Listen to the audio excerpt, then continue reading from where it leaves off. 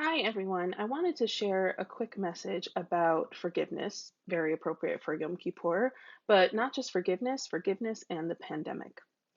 So, when we think about forgiving people for something that they have done to us, we often think about the model that is elaborated on by the Rambam. The Mishnah says that for sins that are committed between one person and another, you can't get forgiven ad shiratzeh chavero, until the person appeases their friend. And the Rambam takes this idea and it greatly expands on it. He adds first that for any sin, bin adam lechavero, between person to person, that person, no matter what they did, will not be forgiven, never be forgiven, until they actually approach their friend and appease him and try to ask for forgiveness. And he says, even if you got a punishment, a legal punishment, you paid back what you owed, any of that, doesn't matter. You're not actually forgiven until you approach your friends. And you have to do so repeatedly. And then he shares the model that I think comes to our minds, a lot of us, when we think about what this actually is. He says, okay, the person you approach, the person you wronged. Person A approaches person B, the person they wronged. If person B won't forgive them and won't hear of it, then person A takes three people and approaches this person and person B again and asks for forgiveness.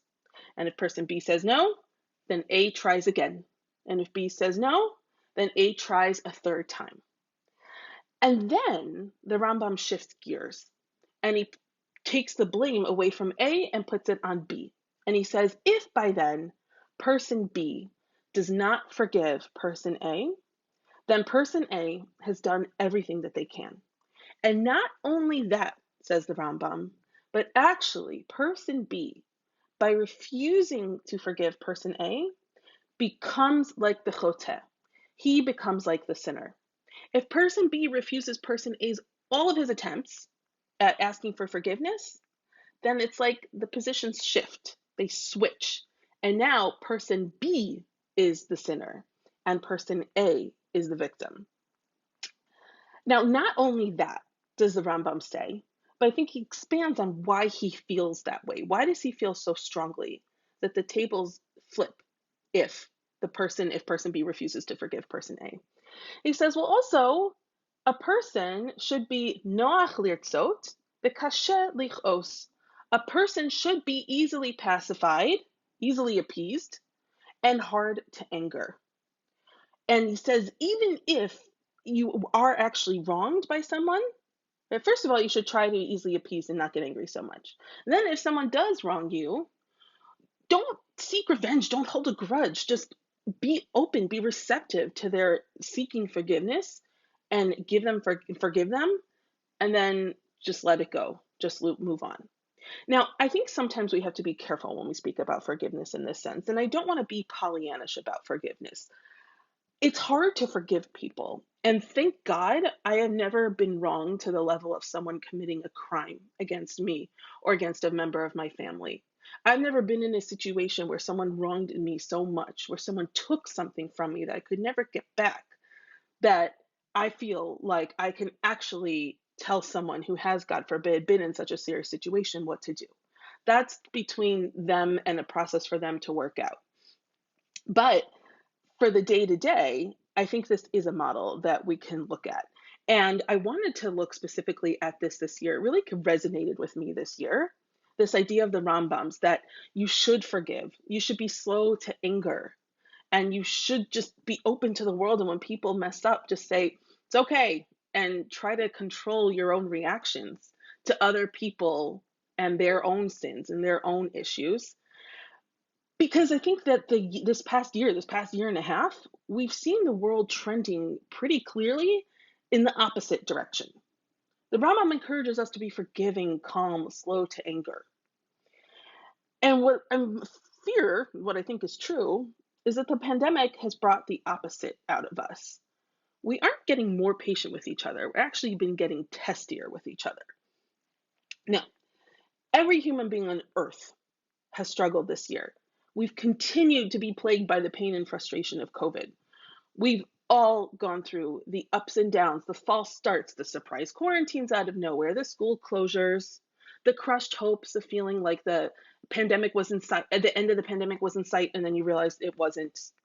The canceled vacations, everything. We've had our hopes, gotten our hopes up so many times, only to have them brought back down. And that is the best case scenario. That's not even talking about if, God forbid, someone lost a dear friend or a family member to COVID. The best of case scenario is you haven't, and yet still you've been struggling with all of these ups and downs. And it's devastating for the human psyche.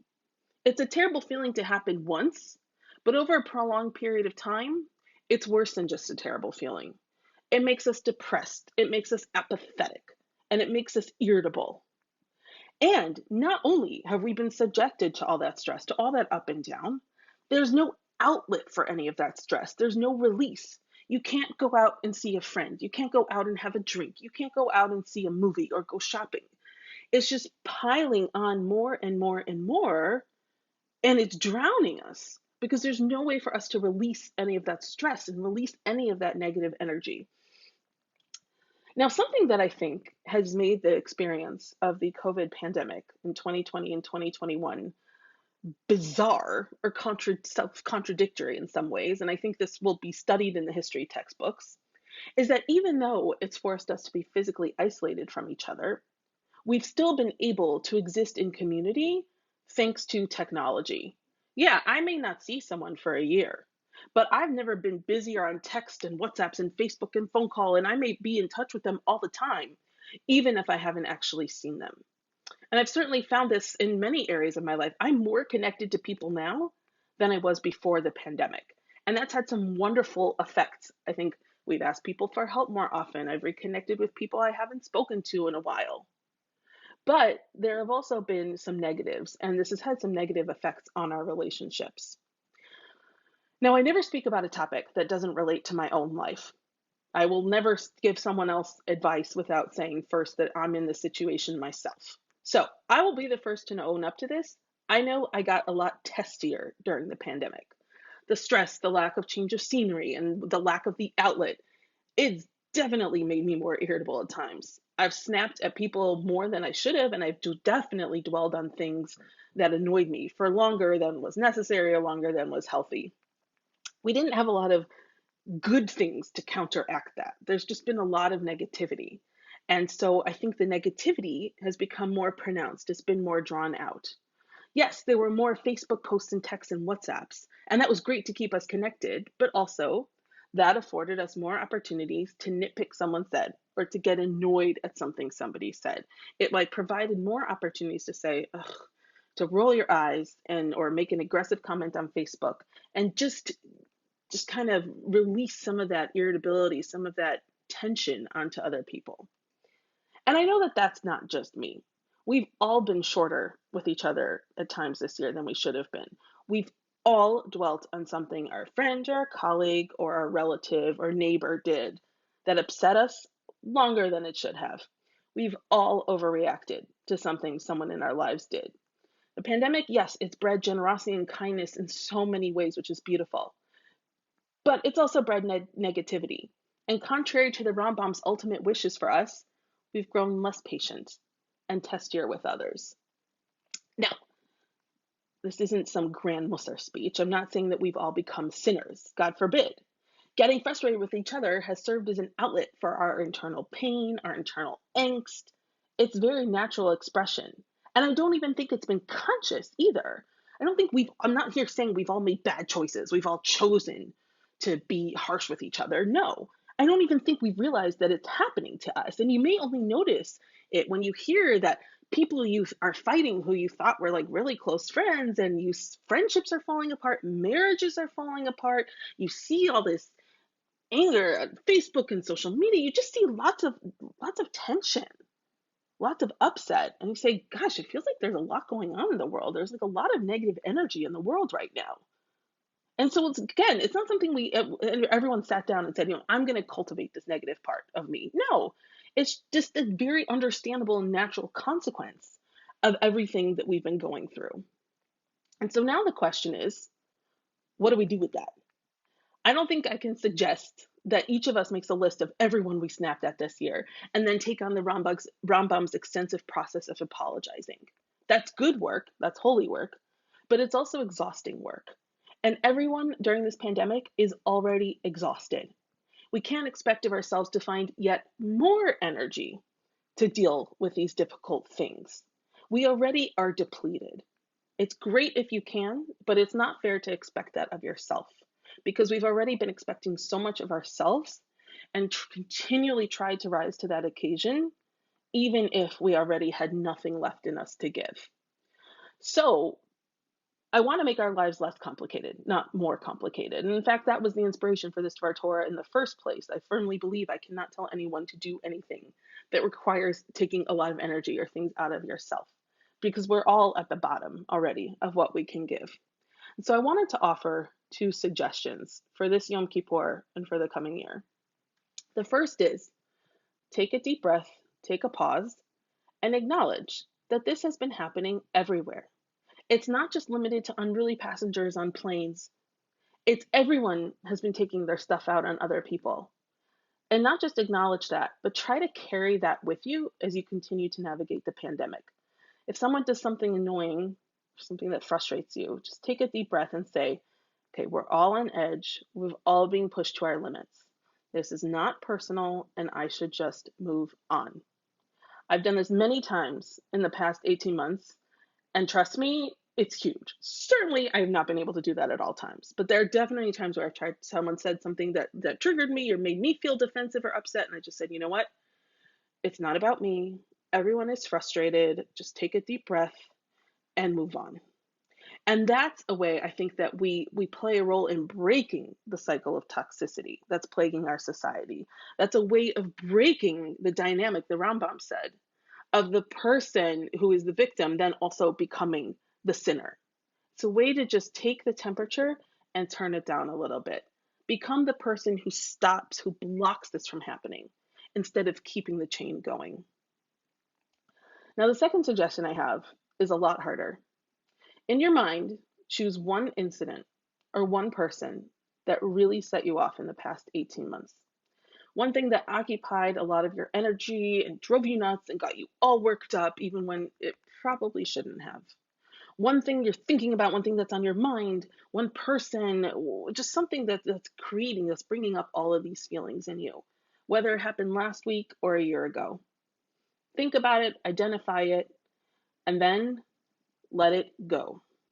Remind yourself that dwelling on that incident is not helping you. It is not making you a better person or a healthier person. It's actually making our lives more toxic. And we can't afford that right now. We need every ounce of mental health that we can get. I wanted to close by sharing a memory that I have of my mother from early childhood. I couldn't have been more than 5 years old. And I was sitting on the porch steps, and her best friend stopped by our house, and they got into a huge fight. This is a person that her best friend had been in my house, I grew up with, I still talk to, and something had set them off, and they got into this huge fight. And I distinctly remember sitting on my front porch steps, watching my mom and her best friend standing on the sidewalk, screaming at each other. Obviously, a very uncomfortable thing for a young child to witness. And they're fighting and saying, "You did this, well, but you did this, and you did this." And I think I remember this so strongly because suddenly, mid sentence, they both stopped and they just looked at each other and they gave each other a hug and said, "I'm so sorry. We need to stop this. I love you, and we just need to stop fighting." They literally just dropped the fight mid sentence and moved on. It ended as quickly as it began. And they just realized this wasn't worth it. What am I doing? I'm fighting with my best friend. This is ridiculous. Enough. Whatever we were fighting about doesn't matter. It's done. And I think of this story as like a mashal, a parable for the end of the pandemic. One day, this cycle of frustration and stress, it will end. It may feel like it won't, but it will. And with that, I think we will snap out of this mode that we've been in of being more on edge, of being more tense. And when we do, we need to be prepared to look around at everyone around us who we've been struggling with and just end that fight. Stop whatever we've been doing, give each other a hug, and move on. It will feel like that. But just because the pandemic hasn't ended doesn't mean that we can't start practicing now. Because just like my mom and her best friend realized, we love each other more than the fight is worth it. And most importantly, we need each other in order to get through this, to get through the pandemic, to recover from the pandemic, and to continue going on in our lives. So, this Yom Kippur, I encourage you to take that deep breath, remind yourself that the pandemic has been a breeding ground for tension and frustration, and let it go. Gmar Chatima Tova.